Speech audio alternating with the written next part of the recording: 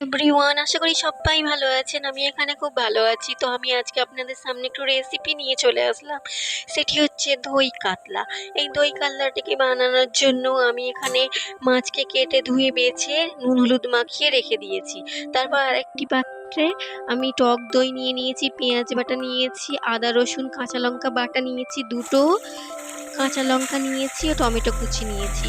তো প্রথমে আমি উনানে কড়াইকে বসিয়ে তার মধ্যে তেল দিয়ে তেলটা গরম হয়ে আসলে মাছগুলোকে একে একে লাল লাল করে ভেজে আমি তুলে নিলাম। তুলে নিয়ে এই মাছ ভাজা তেলেতেই আমি আরেকটু তেল দিয়ে তার মধ্যে আমি কাঁচা জিরে ফোড়ন দিলাম। তার মধ্যে আমি দুটো তেজপাতা দিলাম, দুটো শুকনো লঙ্কা দিলাম, দুটো এলাচ দিলাম, দুটো লবঙ্গ দিলাম ও এক টুকরো দারচিনি দিলাম। দিয়ে তার মধ্যে পেঁয়াজ বাটাটাকে দিয়ে নাড়তে লাগলাম।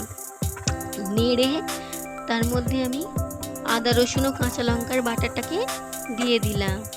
দিয়ে একটু কষে নিলাম। কষে নিয়ে তার মধ্যে আমি টমেটো কুচিগুলোকে দিয়ে দিলাম। দিয়ে একটু নাড়াচাড়া করে তার মধ্যে আমি নুন দিলাম, ধনে জিরে গুঁড়ো দিলাম, লঙ্কা গুঁড়ো দিলাম, হলুদ গুঁড়ো দিলাম। দিয়ে একটু মশলাটাকে কষতে লাগলাম। কিছুক্ষণ সময় অপেক্ষা করে আমি মশলাটাকে ভালো করে কষলাম জল দিয়ে। কষে একটুখানি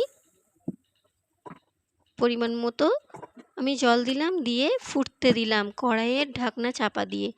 জল ফুটে আসলে আমি মাছগুলোকে একে একে দিয়ে দিলাম।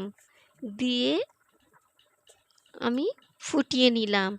জলটা যখন একটু শুকিয়ে আসলো তারপরে আমি তার মধ্যে টক দই দিয়ে দিলাম ও কাঁচা লঙ্কা ধনেপাতা ছড়িয়ে দিলাম এবং কড়াইয়ের ঢাকনা চাপা দিয়ে দিলাম এবং আমার রেডি হয়ে গেল দই কাতলা।